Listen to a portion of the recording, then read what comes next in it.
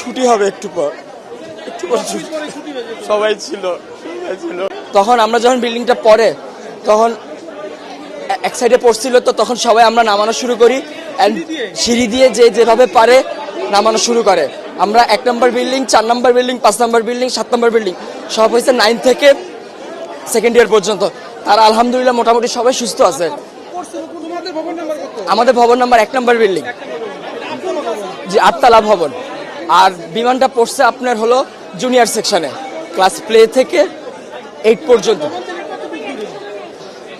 100 থেকে 150 মিটার হবে, খুব একটা না।